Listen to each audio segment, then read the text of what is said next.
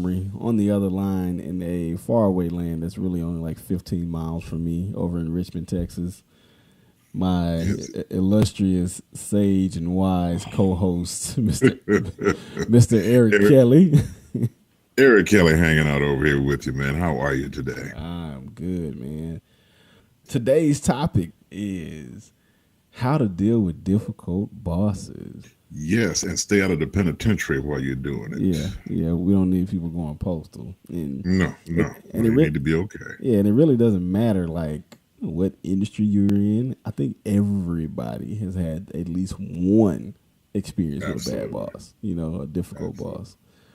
It's people, man. It's just the way people are. Right. So I wanted to start a new segment called Story Time. And Story Time is just the way that, we're going to, if we have a story that'll kind of tie into our topic, it'll just be a way to kind of help set the tone a little bit. And I actually do have a story today. So this is my difficult boss story. And no, it's not a story about any current manager, supervisor that I have at this particular time. So if you're listening, it's not about you. It's not about you. But it's actually from about my fourth year out of college and fourth year into my career. Mm-hmm. And, I was still a young accountant. I remember the boss that I had, she was a micromanager. And the way that I work, I do not like micromanagers. Mm. And I recall having a situation where, she would give me a project on a Monday. And I would say, okay, cool. Like, how should I prioritize this? Is this something that's due tomorrow? Is this something that's due next week? And she'd be like, it's due in about 10 days. Okay, cool. Mm-hmm. So to me, that said, I don't have to start on it right this second. I can kind of prioritize it with my other responsibilities. Mm-hmm. Mm-hmm. Well, lo and behold, on Tuesday, after the Monday she gave me the project, she's asking for a status update. And I'm like, well, I haven't started the project yet. And then the next thing you know, that turns into a conversation about, how I'm prioritizing my time and I should have started on it right away. And so you imagine that this happens frequently. And when I say frequently, at least, once or twice a month, whether it's a special project, whether it's just the normal monthly activities and responsibilities that I would have. And it just always seemed to be a lack of trust in her employees. Well, this one particular situation happens where I pretty much stepped out of bounds. I just got tired of it one day. We're sitting in a meeting and she says, hey, I want you guys to do this particular activity, this particular task, and I want it done in the next couple of days. Well, the task took 2 days to do. And on top of that, we weren't scheduled to turn that thing in to the higher ups for another 10 days. And so I stepped up and said, I don't think that that's the best use of our time with the tight deadlines that we currently have. And, and I spoke up in a meeting. I called myself defending myself and my fellow employees, my peers. And, lo and behold, the meeting was over. She asked me to stay behind and she attempted to, kind of put me in my place. But, that's my story in terms of my difficult boss situation. But again, you stayed employed. Oh, of course. I stayed employed. Well, see, that's good. Yeah. That's how we want it to end. Because there was no denying the quality of my work, but it was just the management styles. Yeah, right? Yeah. And you're going to run into that, man. There are people that their style is just like, it just grates on you. It's like fingernails on a chalkboard. Right. I got one for you. Go. Story. Mm-hmm. Many years ago, I spent a brief time in a sales organization as a sales manager. Had a team doing really well. Had a boss that when the quota was close would just go completely off. Just, we're almost there. Nobody can do this. Nobody can go home to whatever. And it was just constant pressure to the point where, I started feeling like physically, I hated walking in the room, and the team that I had, they hated listening to the voice. And so I'll never forget one Friday, I had enough. Now, I did have another job on tap. I got up and walked out of the room. And that was the last that I had anything to do with that person. I didn't quit. I didn't call. I walked out and went home. Several years later, ran into this person, and they admitted that they were a flaming one of those. And they apologized. We were at the mall, and I looked at them and I said, now, here they are walking over to me. They're smiling, so I'm at least going to be cordial. And the first thing they said was, I want to apologize for 4 or 5 years ago being such a flaming. And I said, apology accepted. The cool thing is that we're cool friends now. And that was a block out of time. But the management style was screaming and shrill and on edge and agitating and pushing and putting people down. And there's a point at which you do really have to look at, do I need to stay here? Wow. And that's real. So in that situation, like this is a slight tangent, but like you said, you got to the point where you couldn't take it anymore, and you left. Absolutely. Absolutely. How? I mean, would you, like, now being past that situation? Yeah, you know where I'm going. No. Would I do that? Absolutely not, because that has to do with the amount of peanut butter and jelly that I can buy in a couple of weeks, and I don't care how much you saved up. There's a point at which you don't need to cut your own throat because you're at wit's end. Right. Yeah. I think where I'm at now, I would have strategized much earlier on how do I get connected to this person, because we weren't actually mortal enemies. It was just I couldn't take that voice and the shrill tone. I think now I would have taken much more time to get into their head, to figure what they were thinking about, and then develop some strategy on how to manage them. Gotcha. So three ways that you can deal with your difficult boss situation. And it's not necessarily, here are 3 tips, but, well, in a sense it is. It's a way to help you manage it mentally and practically. Yeah, that's the hardest part, the mental part. Right. Number 1, don't go to war with your boss. Break that down for me, E. They live upstream. They live in the apartment above you. They live on the mountain above you. I had a boss one time tell me something. I had to clean it up so I can share it with you. He said, son, you know that stuff that rolls downhill? And I said, yes, sir. He said, well, it pools right where you're standing. He wanted to let me know that if anything happened, it wouldn't be happening to him, because he was uphill. It was going to happen to me downhill. And that was kind of a power move. He was getting his bluff in early, and I understood where it was. But they really are in a higher position. Now, let me give you just a practical piece of that. There was a young lady who had a boss that she felt was very difficult. And her dad and I, another professional, we were sitting, it was after dinner, and we were sitting talking, and she said, I'm going to go to my boss's boss and tell him what a total jerk this person is. And all of us on my level feel the same way. So, of course, both of us being old heads said, no, don't do that. And she said, why? We said, who do you think hired him and putting him in that spot? She disregarded our advice. And 3 months later, she was looking for a job. Wow. Yeah. Your boss that you don't like was put there or allowed to stay there by their boss. And in order for you to make any serious moves as far as trying to get rid of them, you need to know what that link is, because if you try to go to war with them, you might be killing yourself. I mean, and that makes total sense, because hey, management is most managers. Well, first of all, let me back up and say, let me not even pick on the managers. Every human being has an ego. Okay. Yes. It's funny because this is something I said while on a recent trip. I was just kind of thinking and philosophizing, although that's not a word.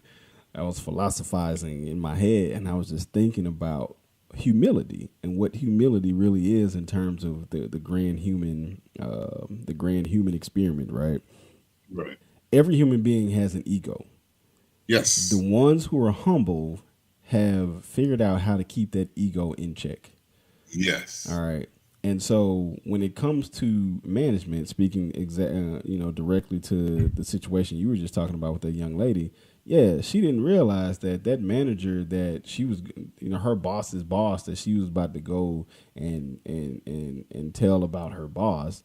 She didn't realize that, yeah, that he has an ego. He or she has an ego. You know what I'm saying? Yes. And Yes. that ego is getting kicked in the gut when you go and say, "Hey, this person that you put over us, he's horrible."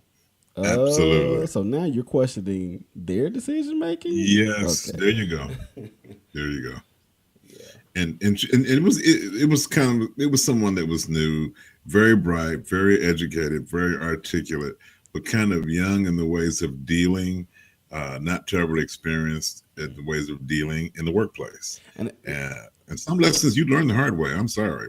There's some after you get beat up, you go, I'm never doing that again.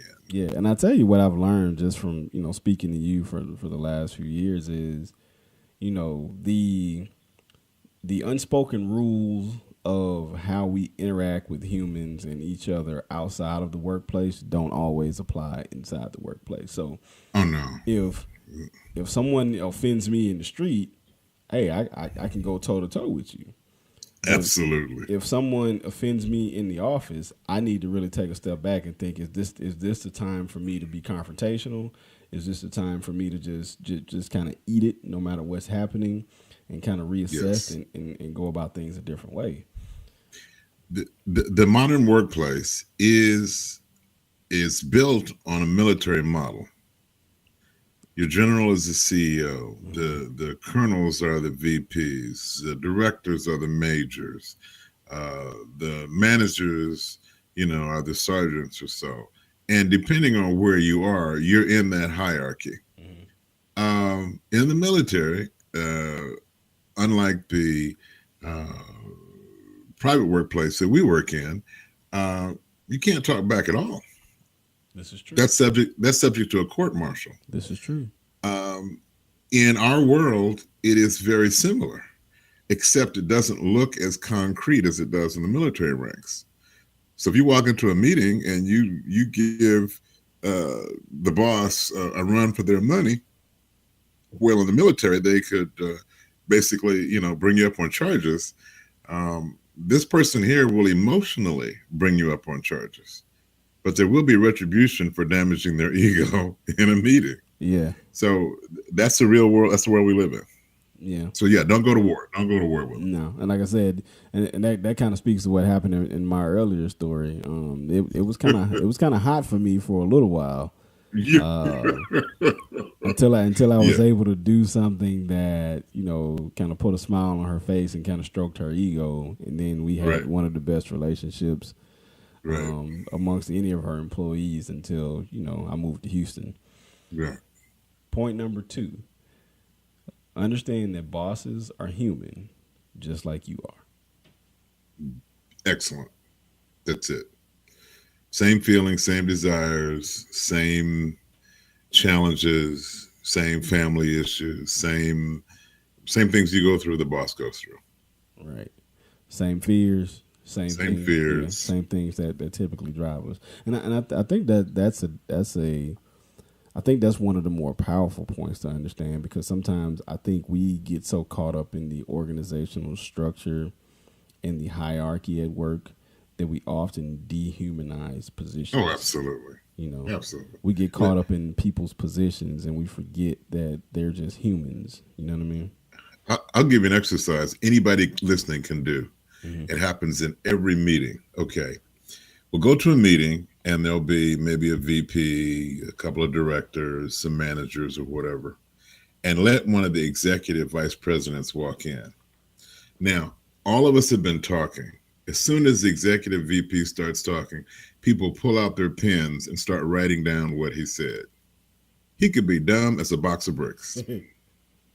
But his title says he's an exec VP, so he outranks everybody in that room. Right. And people will write down what he or she said. They'll write it down as if it has more weight, as if it means something more than what anybody else has said. He may simply restate what everybody else has said. Right. But because of that position, we'll give it more credence. And it could be just as stupid as anything. However, because we kind of worship the levels at work. Oh, Mr. So-and-so said that. And they got quotes from this guy. And I've heard quotes from executives. They're not even on nursery rhyme level. And people have written them all over their planners, and they got little stuff on their wall. There's nothing deep, no substance. But the person that has the position at their job said it. So what happens is, because we live in that world where we give more credit there, sometimes we don't give them credit for normal emotions. Right. They have relationships, good or bad, at home. They've got children issues, good or bad, at home. There's a men and a women's bathroom at work, because biologically they are the same. Hey, they have to do the same thing everybody else does. And we forget it when they walk in. Oh, here's Mr. So-and-so or Miss So-and-so. And they're just a regular human. They might be smart. They've obviously accomplished something, but let's not treat them as if they were deity. Yeah, and it's funny because that's also a topic for another one of our shows. But just it's similar to how we do the entertainment culture, and even the monarchs and all of that from the days of old, right? Man, I think that point is probably going to be my favorite point of the episode, because I'm big on trying my best to kind of continue to humanize those around me, and even when I feel like judging my bosses or judging my peers for either their mistakes or their quality of work or just the decisions that they make. Sometimes I've been really having to check myself lately and just be like, what is that person dealing with? What may or may not be happening at home, what may or may not be happening in their career here at work that's causing them to kind of come in with the attitude they have or treat people the way they treat people and things like that. And it's helped me kind of, treat them and react to them a different way, and, to positive outcomes in those relationships with them. Absolutely. Well, and you just hit it. You cannot have a relationship with somebody that you deify. And that's at home, that's at work, that's anywhere. In order to have a relationship, there's a give and take, and we're all humans. And by the way, that other person craves a relationship also. Right. Your boss craves a relationship, because that's how humans are built to do. So when the boss walks in and everybody genuflects and goes, "Oh, Mr. So-and-so," and they bow down, that feels good to one part of their ego. But they also like a quiet cup of coffee or hot chocolate or tea and a conversation where there's an exchange of ideas. That's as gratifying to them as the other. Yeah.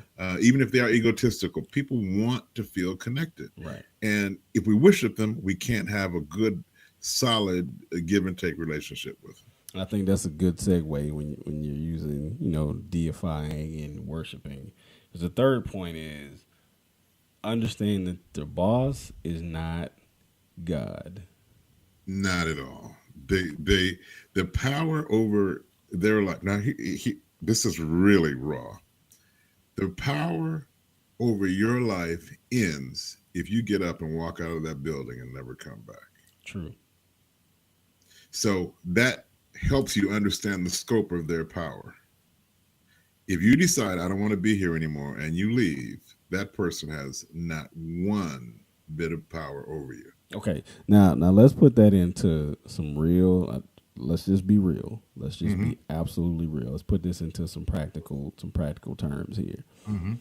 I'm working for this company. whether I'm super talented, whether I'm mildly talented or not, I have this job. It's currently taking care of my responsibilities, whether I have a family or not. Absolutely. Depending on where I live, my opportunities could be limited. This might be the best thing I have. But this boss is just making every day that I come in here a living hell. And I want to leave. But there is no way that I can walk out of this door and feel confident that I'm going to be able to support myself or my family. Okay? No. Right? No. So Absolutely. in that sense, oftentimes people stay because this is the only, that may be the only option that they feel like they have. So what do you tell that person? Build a plan. And there are a couple of things that happens. We do not feel as victimized when we have a plan. We feel very victimized if we have no idea where we're going to go, what's going to happen. I might as well stay here because there's no way out. I'll give you a story from childhood. We'll call him Benny. Benny beat me up one day because Benny was way bigger. But I lived on the east side of Detroit, so I had some role models that taught me a couple of things. So one day, Benny beat me up, and he would just make fun of me. I'd come down, I would walk down the block, I would make fun of my head, my clothes, or whatever. In the back of my mind, I said, one day I'm gonna clock Benny good. So there was a house being torn down, and I remember getting a brick and hiding behind a tree. And I waited for Benny to go by. I clocked the mess out of Benny. Benny ran home crying, head all swole. Now, I'm not saying that that's a good Christian behavior, that you should deal with a problem. But here's the lesson from that. All while he was picking on me, my brain said, one day I'm going to get you. I'm going to get a plan. I see them bricks over there. I'm going to find out what street you walk down. You got to come by my house again. You're going to pick on me some more. I put all the variables into some soup. Right. And said, what's my plan? And those days that he was picking on me, I did not feel nearly as victimized as I built my plan. Now let's go to work. I work for somebody who has lost their mind and my life is miserable. Well, I need a plan. Am I going to move out? Am I going to look for another job? Am I going to get a side hustle, which brings me enough income in where if the worst came to worst, I wouldn't be homeless and destitute? What's going to be my plan? And a lot of times people will give in to laziness. And I say laziness only to challenge, because many of the people that are listening to this have talents and abilities that far surpass the little pigeonholes that bosses are trying to put them in. And if you're going to work and that's the only time you let your creativity out, that's the only time you let your ability to build things out, your talents. So you basically are cutting off all the other gifts and talents and skills and abilities to fit in this pigeonhole to work for this miserable person. Develop yourself, blow up to whatever you need to be and whatever gifts and talents that you've been blessed to have. And you will find out a couple of things. First of all, you'll find out that you're not as big a victim as you might be feeling, because there's a whole different way you feel when you know, I could go someplace else. Right. I might be in a small town. I might believe this is the only money I could make. Do I have other resumes out there? Do I have active people looking for me? Do I have some type of plan or scheme to do better, to make more, to grow, develop, maybe to get out? That's way better than just sitting there and going, I'm a victim. I hate my boss. My boss is a jerk, which is all could be very, very true. Right. But when somebody sits and accepts that, that's like just accepting a slow death. Man. Dude, I just learned something else. What's that? What you get? I mean, just that whole thing. It's like, you know, the way to deal with a difficult situation is to always have a backup plan and an exit strategy. Scheme, always. You know, so I tell you what, let's spin that into point number 4, bonus for the listeners. Have an exit strategy.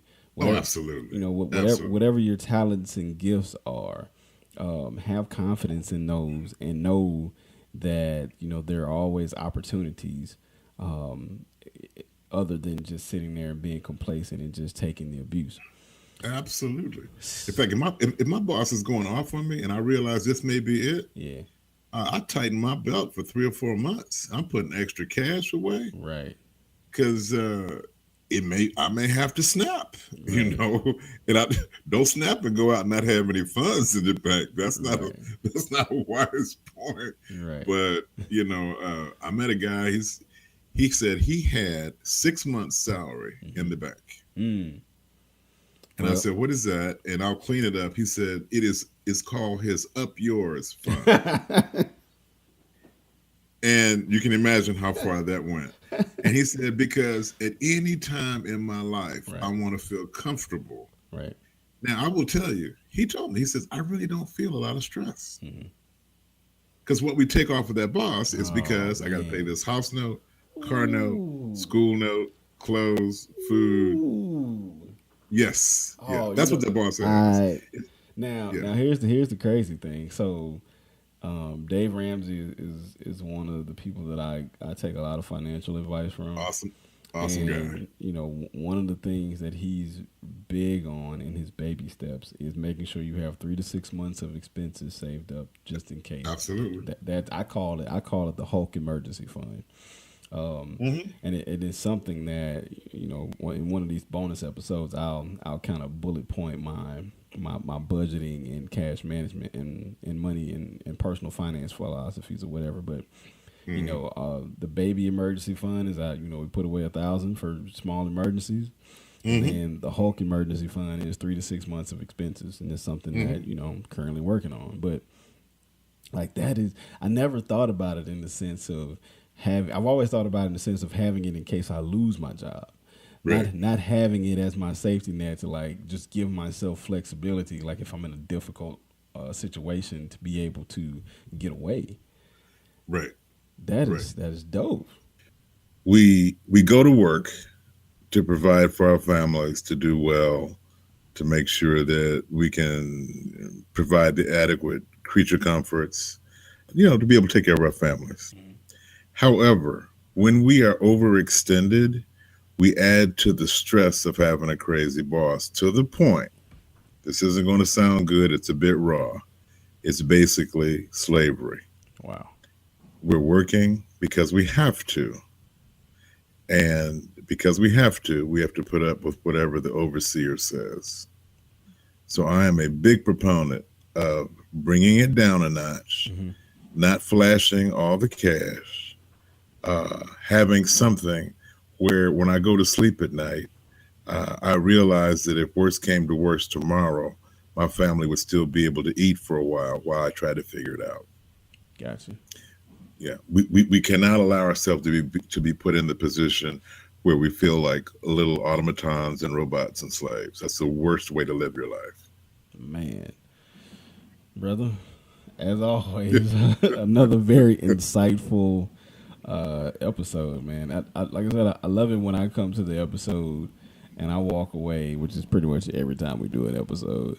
I walk away Awesome. feeling like I've picked up some additional knowledge to kind of take back into my everyday life. So this is awesome, man. Awesome. So quick Well, recap. Quick recap yes. before I let you finish up. So quick recap. How to deal with difficult bosses. Number one, don't go to war with them. Choose your battles. Figure out. Like make sure you learn that or understand that everybody has an ego, especially your bosses. Yes. Number two, understand that they are just human. They are absolutely Yes. human, just like you. Number three, definitely understand that your boss is not God. And number four, which is I think number two just got bumped as my favorite my favorite point. But number four on it says always, always, always have an exit strategy and protect yourself so that you can give yourself options to be able to get out Absolutely. of an abusive situation. Absolutely. I'd like to take credit for all the things that I've shared, but The only reason I can know them is because I've been dumb enough to do them. Zig Ziglar said, wisdom comes from experience, most of it bad. So if you see somebody and say, man, that's a wise dude, that means he has nicks and cuts all over his body from bumping into furniture and sharp things. So I love these podcasts because it allows folks that are listening maybe not to go down the same alley Right. and run into the same trash can that we ran into. And I'm just thankful for the opportunity to be able to share experiences.